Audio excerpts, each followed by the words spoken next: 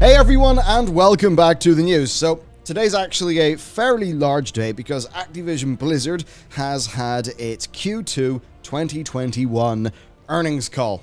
And this is an interesting thing because there's obviously the ongoing situation, which we will cover a little bit. They have provided some additional comment on that, but also we can dive a little bit into their financials, their games, and we can see what's actually going on. Because for Blizzard, that statement of the good times are perpetually just around the corner absolutely rings true, because yet another project has been delayed and their monthly active users still a number that is tumbling, in spite of having a major release in this quarter. So, rough stuff. Well, let's get into it. So, they did talk quite a bit about the ongoing situation regarding sexual harassment and unequal treatment at the company. I would fully go into it, though really they did just reiterate their past responses. So, the core things you need to know, are that, of course, Jalen Brack is no longer the leader of Blizzard. And they did frame Jennifer O'Neill and Mike Ybarra taking over as the co-leaders of Blizzard as an action they have taken, and that does mean that Jalen Brack was basically, I think, removed. They at one point released a statement saying he was moving on to new opportunities. Yes, quite sure he didn't have much of a choice in the matter, though. Continuing on, though, they basically just talk about, strengthening their capacities for HR, stuff like that, saying that they will terminate anybody who is found to have been involved in bad behavior, but also people who basically impeded the investigation process and things like that. So they're talking about that. That's also in the context of them recently getting rid of Blizzard's HR manager, like their, the top HR person. Now, there is another thing where they talked about ensuring they will enhance their consideration of diverse candidates, which has been caught up in a statement in a situation from January 2021, where basically they called a push for that an unworkable encroachment. Now, there's quite a lot to go into there in terms of details and specifics. I think, though, it's the sort of thing they will say whatever is the most useful to them at any given time, and obviously right now, if something was an unworkable encroachment in the current environment, calling it that is also an unworkable thing, so it's no surprise that they're that they're making those statements. And of course, he reiterated that they are, removing content that's an issue, like with those Alex Afrasiabi quotes. Now, there is a little bit more here. So with respect to our financial performance, we are pleased that the company continued to deliver strong results in the second quarter, and we are raising our outlook for the year, said Bobby Kotick. We remain intensely focused on the well-being of employees. He talks about how they're, committing to a safe workplace environment and all of that stuff. Again, though, words are wind. We need to see what actually happens. And I think another good quote here is, if we experience prolonged periods of adverse publicity, significantly reduced productivity, or other negative consequences relating to this matter, our business likely would be adversely impacted. We are carefully monitoring all aspects of our business for any such impacts.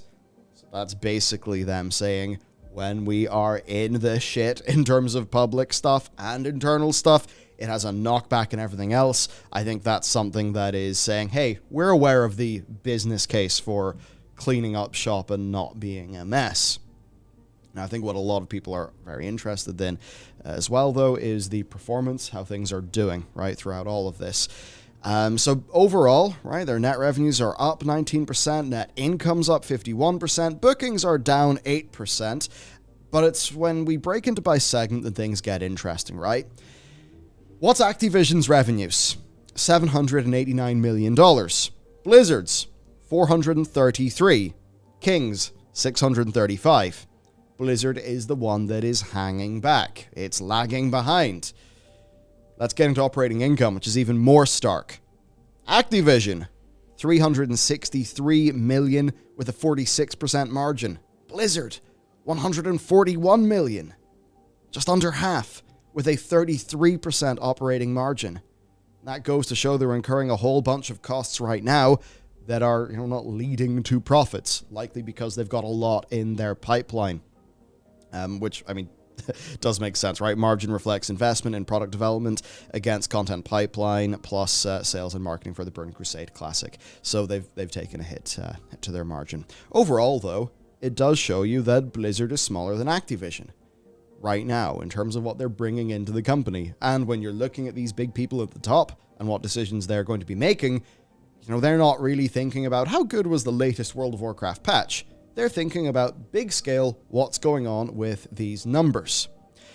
There is King as well, but I don't think that many of us are too interested in what they're doing. It's when we get into engagement and milestones that things get a bit more interesting, though. Monthly active users. Blizzard, 26 million. Last quarter, they were 27 million. And a year ago, they had 6 million more monthly active users than they do right now. And this is something that we really need to think about here, because this, we realized, is the same number that Blizzard reported in Q1 2016.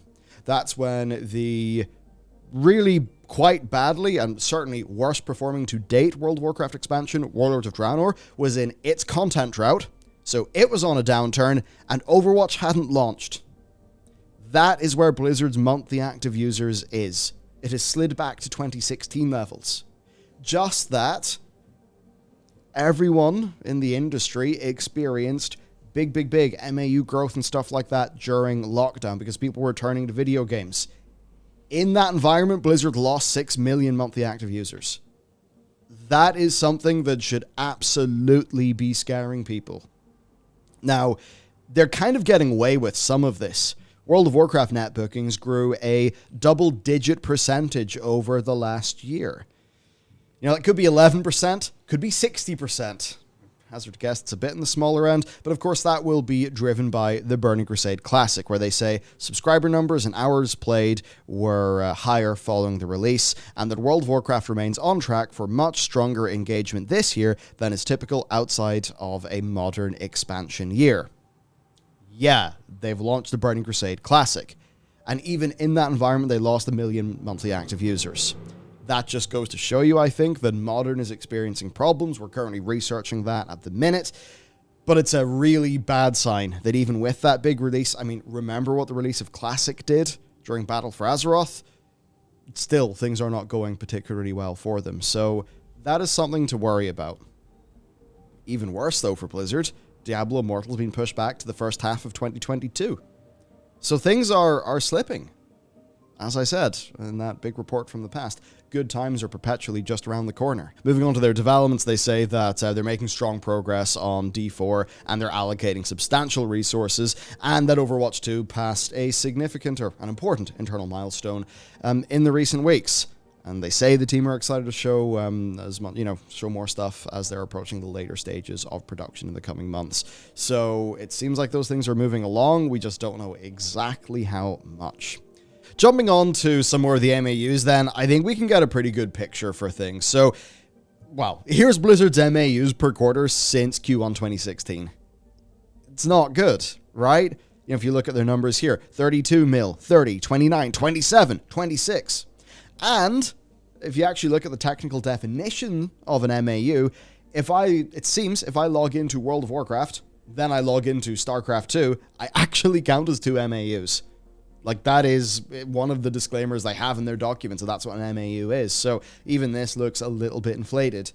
That said, by the same reasoning, somebody who plays COD Mobile, COD Warzone, and Cold War, they're probably 3 MAUs, so there's that to consider as well. But still, for Blizzard, it's not good. As we said, it's them at the bad part of Warlords of Draenor when they don't have Overwatch in existence. It's a really, really bad slide. It's obviously something we want to see go better. And for that, we can talk a little bit about their plans and some of the insights that we've gleaned from the transcript of the earnings call itself. And this does actually cover the games. So mobile is really important here. It's one of the reasons why Activision's MAUs have grown so much since COD Mobile was really a thing. So Blizzard Mobile, right? Blizzard continues to make progress on its work on ambitious new Warcraft mobile experiences that can attract entirely new players to the franchise, as well as offering new ways for existing fans to engage.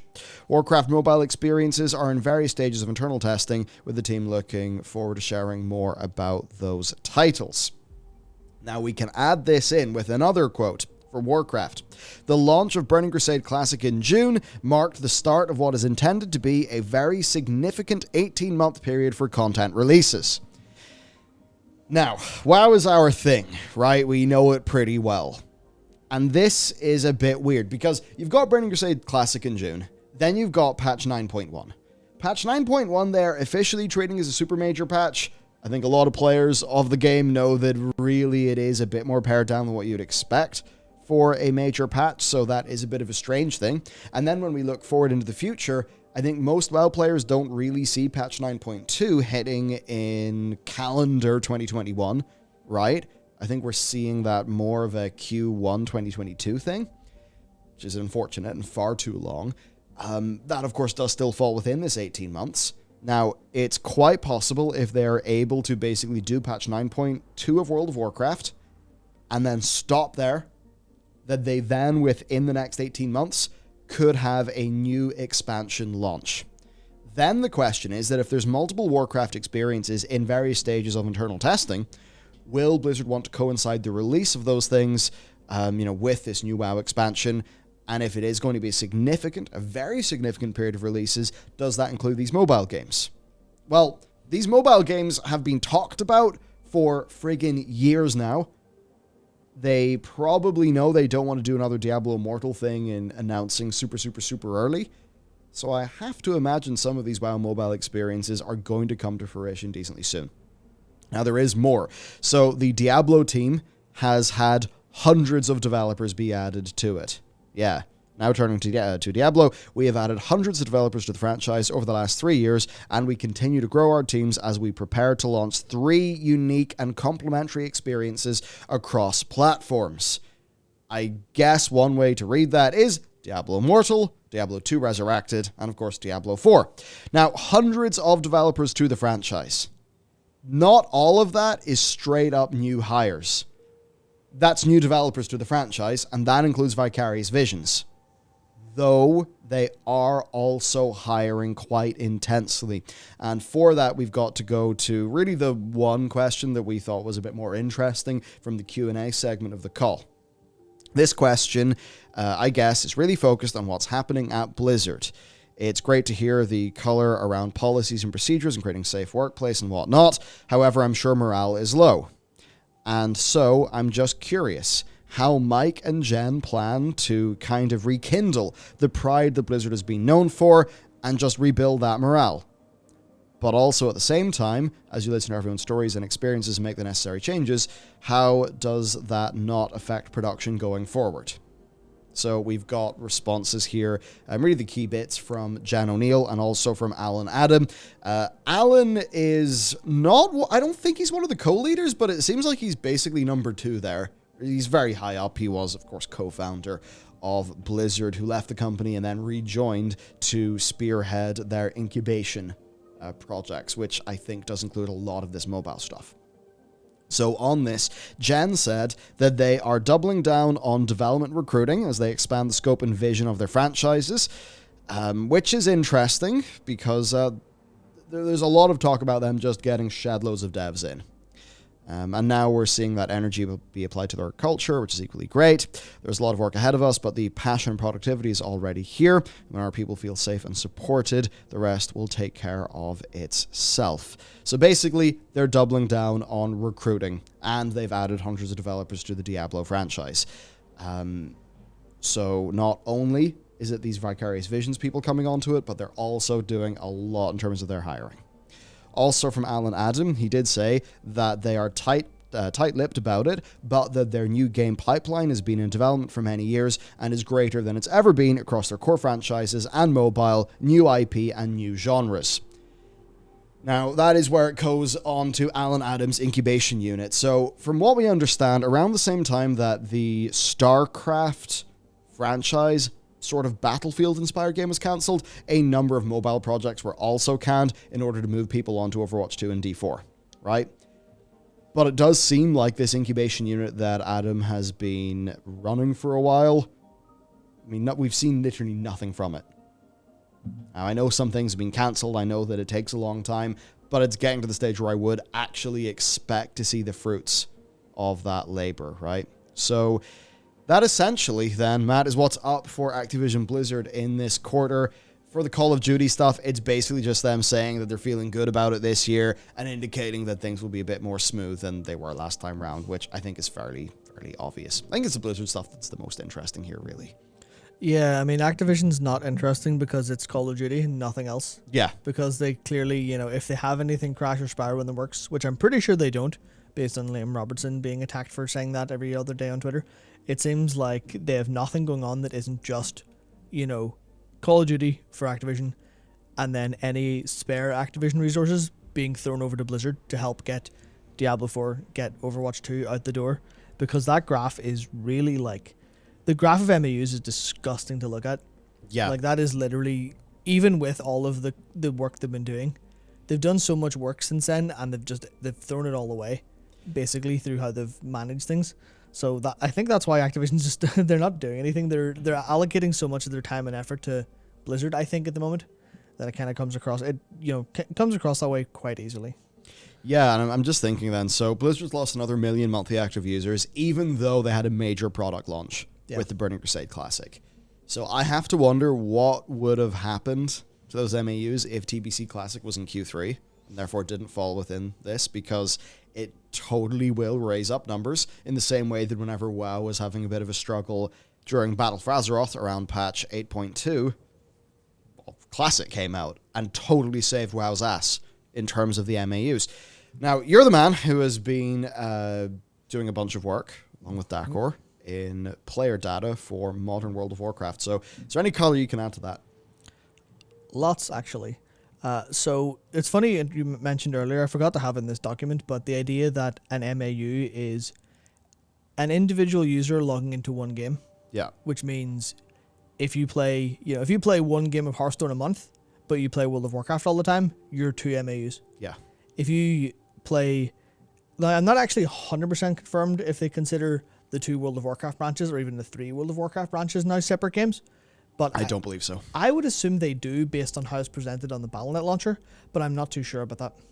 Because it's so in terms of a product line, it is just a World of Warcraft subscription. And they've continually said that they view it as a singular thing. So I'm leaning towards thinking it still is one. A WoW person is a WoW person, whether it's WoW or TBC Classic. Okay, that, like, I'd need to look at the numbers to make sure if I can completely confirm that, but there's definitely something funny about the idea of if you dabble in 3 games, you're 3 MAUs. Yeah. And that means that, like, that will include people who play Hearthstone on mobile. So that includes a huge amount of mobile stuff. I don't think Hearthstone's doing extremely well on mobile the past while. I'm not sure about mobile. They did mention for Hearthstone that Hearthstone is getting expansion over expansion growth and stuff. With Hearthstone, it basically seems like they have lost being the big new thing, but they're now just in this stage of incrementally making Hearthstone better and better and better, which by all accounts that I hear, they're doing a pretty good job of. Largely, it seems, yeah. But no, it's just the idea that I feel like, and this is something I kind of twigged on to me whenever I was going through all of this. So you see that graph where it starts, like the first data point on that one is 26. Yeah. Because that's the same as it ends on, which is, nice and cyclical. But that quickly goes to 46 million. But how much of that is people on the BNet launcher going, oh, there's Overwatch, I'll play that, I'll click that. And the kind of idea where with each individual project or product launch, they can double their MAUs because they just have everyone on this launcher hop into it, which is a really strong thing. Yeah. But the thing I kind of want to say more about that is that I feel like these are just like, maybe take numbers down substantially if you want to look at real actual active players, because that's the one thing I've been going through with World of Warcraft. Either Classic is way bigger than anyone thinks, although looking at TBC's current state, you wouldn't think that. Servers seem largely dead. It seems to have... Really? Yeah, it seems to have... I've not been paying It seems too to much. have not hit anywhere near the heights that Classic has in terms of sustained player through bots, through, Dark Portal Pass, stuff like that, all that kind of... True, yeah, I have heard a lot of community dissatisfaction over botting and stuff for a while. Yeah, so there's a couple of things there, but it's like World of Warcraft... I would need to justify this by saying these are very, very rough numbers. but it seems like World of Warcraft is somewhere in the realm of maybe lower end 1.2, higher end maybe 1.6, maybe 1.8 million active players. So that's active players at endgame. Or is that in total? That's active players at endgame, roughly. Okay. Which, given the lack of new blood in the game at this point in expansion lifecycle, etc., you can't imagine a huge amount on top of that aren't included in active endgame stuff. Yeah, it's like, I know there is a surprisingly large amount of just dabblers who are just going about the place leveling in new characters, but that is a number that you are correct. Just get smaller and smaller and smaller outside of an expansion launch. And whenever we see that number, I think it was from Super Data back when they still existed, of a 43% decline, that's seeing a lot of those more fair weather, not super endgame focused people leave. But that said, if we compare Season 1 to Season 2, most recent expansion. Yeah, so the trend line that I'm seeing, and this isn't fact or anything, it's what I've noticed through looking at a couple of different data points, it looks like about half fall off from Shadowlands beginning to now. Yeah. Or at least from Shadowlands in its swing of things in January to now. They're less than half the active players. They're less than half the raid engagement. There's a third of the PvP engagement, which, can boil down to a couple different systemic things. But it seems like this number seems to be across everything. Yeah. It's just sliding down, and Blizzard have, if they have 26 million active users, I say they probably will struggle to have maybe 5 to 10 million fans of Blizzard games going forward, because I'm trying to correct for bots. I'm trying to correct for hyper casual log into Hearthstone for one game a month, people who log into World of Warcraft, spin around the character select screen, log back out, that kind of stuff. Yeah, you're thinking a lot more about like the core diehard Blizzard fans who are going to be playing Diablo, playing World of Warcraft, and just the people who live Blizz. Yeah, and I think we've seen at least the public image of that shatter over the last 3 years. Yeah, so that's most of the flavor I can add to these numbers right now. It's not looking very good for them. Yeah, it's rough. I guess mobile could save their ass by the numbers. Yeah, by the numbers. Now that's the weird thing. Like, we heard that there is a WoW mobile game that's pet battles inspired by Pokemon Go, and that does all make complete sense, led by Corey Stockton, people that, a person that WoW people will know of, but his Twitter just disappeared. His Twitter just disappeared, and with Jab being removed, Afrasabi being removed, and I cannot confirm this. It's like inner chit-chat, but I think there has been some reshuffling around people who are sort of connected to the Cosby Suite stuff. I wouldn't be surprised if Corey Stockton is actually no longer on that project, or if something's happened, because he's deleted his Twitter. Yeah, I mean, we can go back to what Bobby Kotick said at the start of this. Well, not at the start, but somewhere around the start of this transcript of the earnings call. That commitment means that we will not just terminate employees where appropriate, but will also terminate any manager or leader found to have impeded the integrity of our processes for evaluating claims and imposing appropriate consequences. Which just, it means that if anyone is connected, obviously, then the axe will fall. Yeah. Because if there's any situation where it doesn't, now Bobby's lied to his investors, and I don't think they'll let that happen. Yes, and on that, there's actually multiple lawsuits floating around regarding that. And if we take a brief little look to the stock here, you'll have seen they were trading, not at highs, but like their all-time high is like the high 90s, right? 99. I think they breached $100 during trading, but not at close. But they have went from these pretty, there you go. I mean, 104 or 103 even. They dipped quite a bit recently, 79. Now they're up to about 82. So you can see the markets reacting a little bit. I think it's that thing, since the earnings call, it's not been a disaster. I wonder if there's just generally a little bit of faith from the investing community in Bobby's management in some weird way. I don't mean that like he's doing things good, but I just mean that they have continually had a stock price that's went up, so maybe there's a degree of confidence there. Maybe all of those communications that Activision Blizzard issued that, staff and players were like, well, that's not enough, we're not satisfied. Maybe that was just well enough aimed at the investing community. Hard to say. Or maybe it's that a bunch of people are looking at the financial position and thinking, yeah, but I actually think their future portfolio will be pretty good. So now it's just an opportunity to buy at a discount. So let's move some money in. Yeah, that's hard to say with the markets. That's where my thought would currently be on this. I feel like there's probably a way for them to go up and to go forward from this that works for them. Because it's like we covered in yesterday's video, I actually am pretty, to use an investor term, I would be fairly bullish on what Jen and what Mike can do over time for Blizzard. So I can definitely see why investors would look at numbers and go, okay, well if this is track back to the MAU growth from Overwatch's release, it went up 20 million in I think that was like four or 5 quarters, something like that. It went up really, really sharp. It exploded upwards with Overwatch's release. Now they've got mobile Diablo Immortal next year.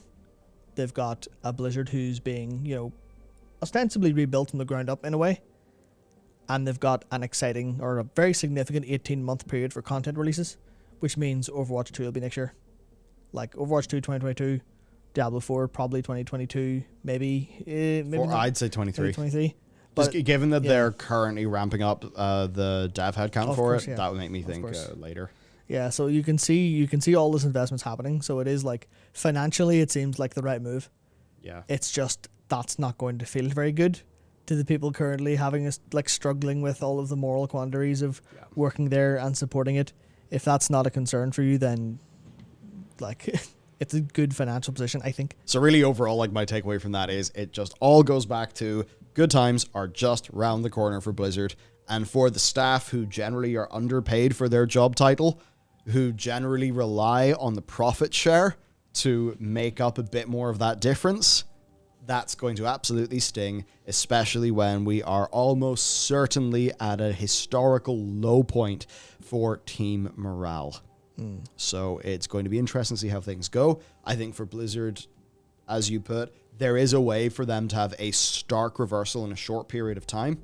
I think a lot of that will be driven by non-World of Warcraft Modern, because I think World of Warcraft Modern has significant issues that it needs to overcome. But certainly in Overwatch, Diablo, and a bunch of mobile projects could absolutely send their MAU soaring, and that will look good to investors. We saw what the Call of Duty trio was able to do. They're now going to try to apply that to Warcraft and to Diablo. You can see there being a recipe for success there. Yeah, I can only hope that that comes across as good for consumers and as good for fans of those IP as it does for investors. I think that's the major concern. Is I feel with Activision Blizzard there is a really strong disconnect between the consumer's experience and the financial experience, and I think if maybe they'll be able to correct the investors' look at things short term with Diablo 4 and Overwatch 2, and then hopefully they can take that momentum, drive it forward with a new Blizzard of sorts, and actually, as they talk about in that question, actually bring the morale back up, bring it back to was it they said how Mike and Jen plan to rekindle the kind of pride that Blizzard has been known for. Yeah, because they need to bring that back, and they can. It'll just take a lot of time and a lot of very correct decisions. Yeah, and for their investors, a part of that return to significance is going to be driven by these mobile games. Yeah. But the problem is for consumers, that's not really going to be what a bunch of us want to hear. In a world where I think Shadowlands has significant problems, and I'm worried about how the game is developed in a good few regards, it's like hearing about a mobile game coming that will make the MAUs go up so the investors are happy. That doesn't fill me with confidence as the guy who wants to go play some WoW after work. So we'll have to see how it goes. But that's basically the situation. So I think in closing, as players, what would you actually be interested in for a Warcraft mobile game? And the little curveball I'm going to throw you is, you can't say I'm not interested, right? Even if you are, right? I want to, if you had to play one, if you had to conceive of the one Warcraft mobile game you would play, what is it? Because I'm trying to work out what they could actually do that people wouldn't immediately see and go, ugh. So yeah, let me know. Anyway, that's it for us. Catch you in the next one.